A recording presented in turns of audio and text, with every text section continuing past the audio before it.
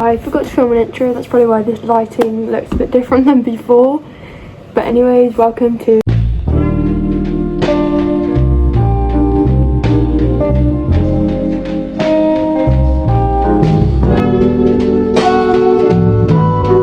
So, today, I'm going to be talking about CBT preparation, because I literally did mine yesterday.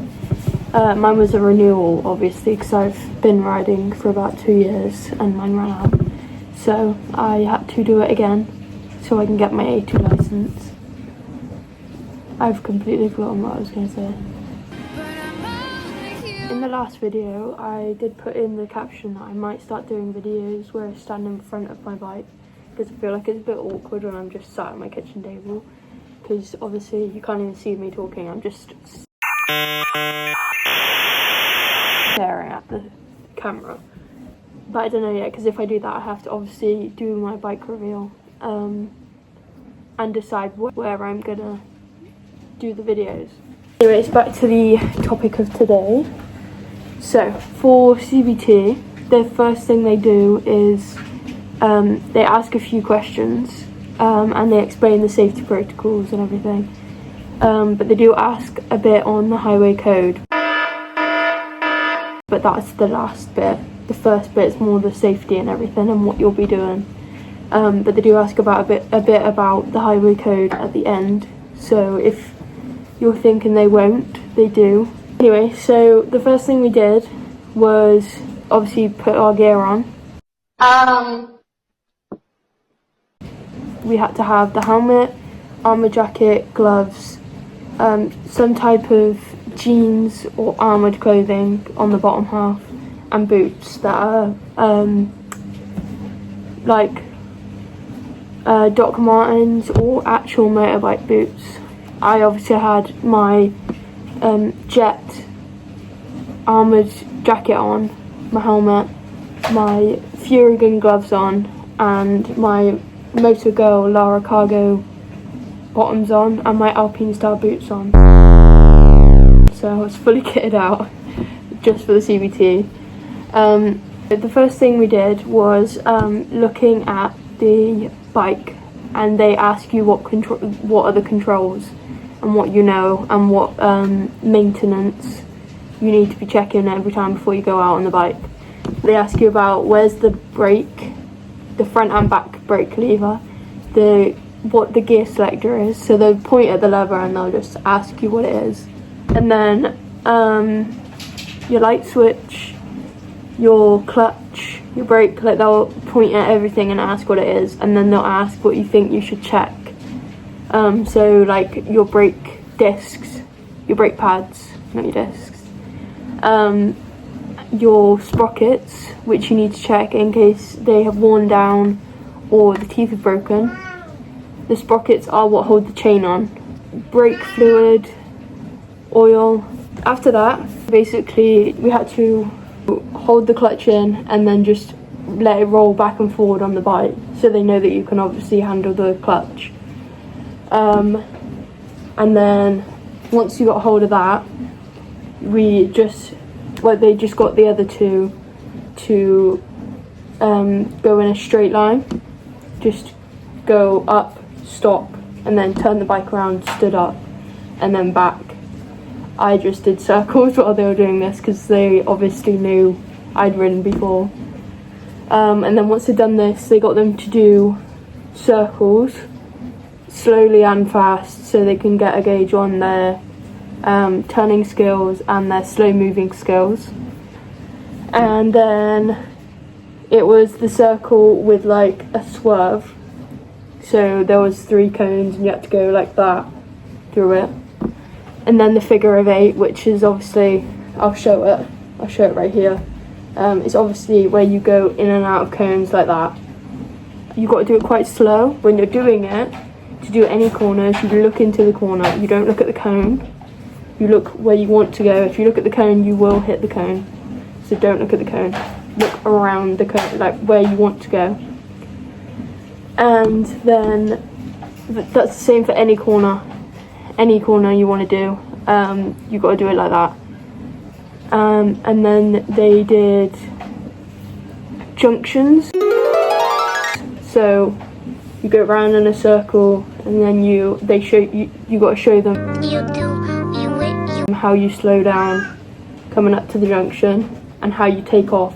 And you've got to remember your lifesavers. So you look both ways, and then the way that the traffic is coming, when you're about to pull out, you look again before you're going to go, and then look the way you're turning. Don't look the other way, because you will go that way. So once we did that, we then went round in a circle and basically just showed the instructor when you do your lifesavers. So they'll tell you which way to look, and you go chin to shoulder, so you just look like that. You don't turn all the way around, you just look chin to shoulder, and then whichever way they're pointing, and then you go around again and they'll point the other direction, and again chin to shoulder, you just look like that. Because obviously your peripheral vision on the bike is a bit less because of the helmet, and your mirrors don't cover the whole way around, so you have got a lot of blind spots when you're on a bike. So lifesavers are so you can make sure if you're changing lanes or pulling out that there's nothing hiding. And you usually do lifesavers just before, so you do it when you get there, so check there's nothing there, and then just before you're about to do your movement, then you do it again just to make sure no one else has come. You got to check it, because sometimes people like to overtake you when you're turning into a junction, or would like to overtake you when you're turning down a corner. So you just got to check, especially on a bike. They then got us to do, so in the same exercise pretty much, instead of doing lifesavers, they then got everyone to show that they know how to use the indicators, which on most bikes you flick it to the side and it goes back to the middle, but the indicator stays on. To turn it off, you press it in. That might not be with every bike, but with most bikes that's how the indicators work. So you just press it to whichever way you want to go, and then to turn it off you just press it in, and that'll turn it off. They then showed us how to do an emergency stop. So an emergency stop is, as everyone might think, it's not just grabbing your front brake. Because if you grab your front brake when you're going over 10 miles an hour, maybe even below 10 miles an hour, your back wheel will come up. So to do an emergency stop, you not slowly but gradually grab the front brake. So you turn the throttle in, and as you're turning the throttle in, then you slowly grab the front brake, and as you're slowing down you press the back brake a little bit, and then you pull your clutch in. You can stall for an emergency brake, they won't fail you on that. I mean, you can't fail a CBT anyway, but it's just easier because bikes very often get rear-ended because people aren't looking. So if you stall, you have no way of getting out of there really quickly. So the best thing to do would be to do the emergency stop how you're supposed to do, and then get out of the way as soon as possible, or check your mirrors. If there's anyone coming up behind you really quickly, you need to move out the way, which is like, I think I've said before that it's better to ride in the lane position where you can be seen. So closest to the middle of the lane, not the curb, closest to the middle of the lane. Even if it's like the motorway, I'd stay closest to the middle of the lane, so the people in front can see you in their mirror. And if they brake, then you can quickly move out of the way without getting rear-ended or getting sandwiched between both cars. If you're on that side of the lane, you can literally just go like that, and then you'll be out of the way. Last but not least, there's the they see how you are with gears, because for all the other exercises they get you to stay in first gear. You don't have to change gear to any other gear. So they see how you are with gears. With a bike, it's 1 down and usually 5 or 6 up. 4 or 5 up. There's usually 5 or 6 gears, so 4 or 5 up. Neutral is in between 1 and 2, but if you're riding and you kick it up, it usually goes up to second. It shouldn't go into neutral, but some bikes like to do that, especially Kawasaki. So they'll teach or see how you are with gears. I didn't do that part, so I don't know exactly what it was. The lady at my school, I don't know if it's a school or whatever, it's called a training centre, and it's actually with the... so I don't know if it's a school or not, but they were really lovely. They knew that I was just there to renew my license, and they knew I could ride a bike, so they basically didn't get me to do most of it because it was boiling hot. It was so hot yesterday. So we were in the sun the whole time, and they just let me sit out in the shade because they knew I could ride a bike. And then while the other guys were learning how to do their gears, they let me go and have my lunch. So they were so nice. Most people on motorbikes are nice. Most people I've met, there are some people that are stuck up, but most people are really nice when it comes to bikes. So I have just realised that I've just talked for about 15 minutes and I didn't press record. So now I've got to try and remember everything I just said. I think I got to the gear part of the CBT, but after that you go in and have a break, I think, because obviously it's an whole day thing. I got there at 7:45 in the morning and it was until 4 o'clock in the afternoon, so you obviously need to have a break. So make sure you take lunch with you. So you have the break, and then they talk to you about the highway code. So now I've got to try and remember everything I just said. So for the highway code, they talk to you about signs.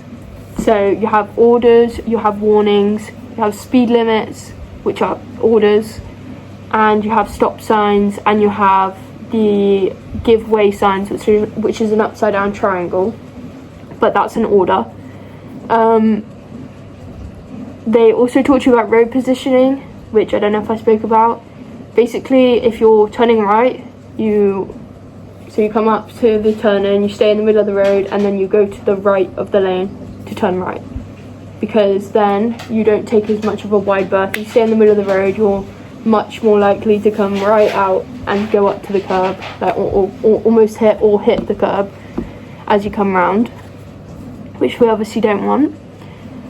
They also have the curb to road one, so if you're pulling out of a junction, and it's usually turning left in the UK, it might be different for everywhere else, and we might have roads where you're turning right and there's a curb, but it's usually curb to road. So if you're turning left, you go on the left side of the road by the curb, and then you come out in the middle of the road. If you try and pull out from a junction in the middle of the road, a lot of the time, especially with beginners, not all the time, but especially with beginners, if you come up to the junction at the middle of the road and try and pull out, you'll go wide, and you'll either end up on the line or on the other side of the road, which you obviously don't want. So road positioning is really important. So once we've done the highway code stuff, then we went out on the road. So for when we went out on the road, so the two other people went with the one instructor and I went with the other instructor. And we went down the A2 route because she knew that was where I was wanting to progress to. So she took me down the A2 route because I was probably going to be doing it with them anyway. The main thing that they'll look at while you're doing on the road one is handling the bike, road positioning, use of indicators, use of lifesavers, and also how you are with junctions. If you stall pulling out of a junction, you are at risk of getting hit by a car. So they obviously want to prevent that. They basically just want to see how you are with the bike. Yeah, so the lady I was with, she was really lovely. We went on a really long ride, literally about an hour or two. She took me ages out of where I live. So she's got I don't know if any of you follow me on Instagram, she's got a Suzuki 800, the new one. And it is so nice. It's genuinely it looks so good. I'm not a fan of the front, I don't think, but Suzuki in general have pretty good bikes. And then she also showed me her 636. She has a 2024 Kawasaki 636, which was beautiful. It was so nice. And her husband had the ZX10, 2016 year, and he said that was the only one ever made. Like the design he got is the only one ever made, which I thought was crazy. Getting a bike was the best decision I ever made. It genuinely was. I was a bit of a wuss growing up. I was very sensitive, and I never would have thought that I would have got a bike. But I said on my Instagram story a few times that I think it's because my sister was sending me reels of motorbikes, which it might have been. I honestly can't remember why I decided to get a moped. I think it was because I was 16 and I couldn't get a car yet, so I was like, get a moped. And I loved it. Even though it was a 50cc, I absolutely loved it. And then, obviously, like I said in the last one, I got my 125. There's just this confidence that comes with having a bike. It genuinely makes me so much more confident. I think it's helmet confidence, because if you met me in person, I honestly couldn't even speak, or I'd speak very minimally because I'm very anxious most of the time. So I think it is helmet confidence. You've probably heard of it if you're thinking of getting a bike, but it's basically, I think it's just like a whole other personality, because like my personality on here is probably a bit different to the personality I have in general. And if someone walked in on me filming this video right now, I'd probably stop the video, because talking to a camera is a bit awkward. Although I actually don't find it too bad, I just think it would be really awkward if someone walked in while I was talking. But I think I covered everything for the CBT. I will go back and check, because I obviously had the 10-15 minutes where I was talking and I wasn't recording. But yeah, if you're thinking of getting a bike, get one. Do it! There is no better time. But obviously, they'll tell you in the CBT, and I'm telling you now, you need to think about the risks before you buy one. There is a lot of risks that come with obviously having a bike. So, my sister came down and I turned it off exactly like I said. But anyways, yeah, so just think about the risks. Don't get a bike because it seems cool, or I don't know, because someone's pressuring you into it or anything. Get one because you want one and because you want to learn. If you are not willing to learn how to properly handle a bike, you shouldn't have one. You need to respect the bike, you need to learn how to handle it if you are serious about wanting one. There's still risks that come even if you know how to handle the bike to the best of your abilities. CBT is Compulsory Basic Training, so it's training, it's not a test. So you cannot fail and you cannot pass. If you simply don't have enough, if they don't think that you've done as well as they'd hoped you would on the first day, you just have to come back for more training. It isn't a test, you can't fail it. Just be responsible, respect the bike. Don't let anyone give you any grief. If you're on a 50cc or a 125, just respect it. Unless you're going to be like those delivery drivers that literally cut everyone off and ride like lunatics.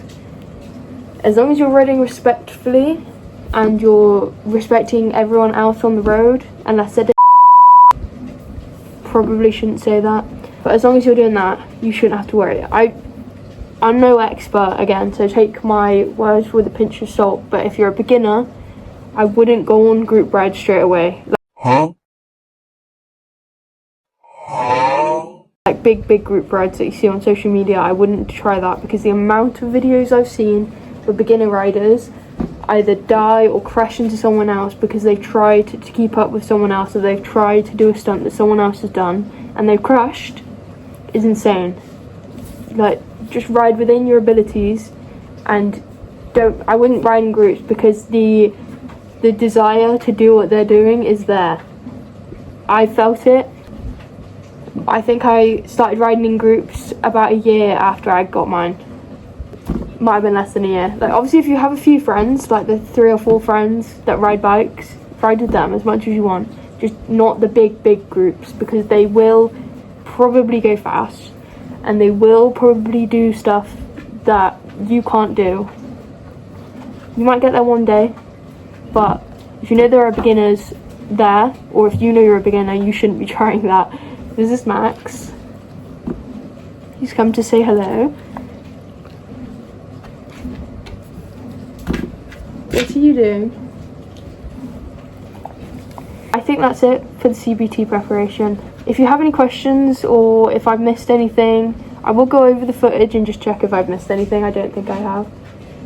But yeah, if you have any questions about it, or if you're worried about anything, just message. But the main thing you got to think about is that it's not a test. It is literally just training. And if it does worry you, just think about the fact that you get to ride a bike all day. Like, it's literally almost the whole day. And the instructors are usually really nice, so you haven't got anything to worry about. I think that's everything. I think I yapped for long enough. If you have anything you want to comment about, anything to do with my videos that you think I could improve on, that'd be really great, because I want to get better at this. I want to keep doing this. I actually really love making this content for everyone. I probably will start doing it standing in front of my bike at some point, because I think that's a bit better than me just sitting here and staring at you all. But for now, while I'm still figuring out when I want to do that, it'll be just me sat in my kitchen.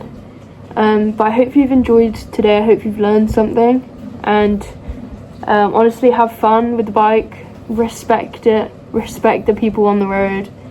If you like this video, then please like and subscribe and share if you want to. Thank you for watching.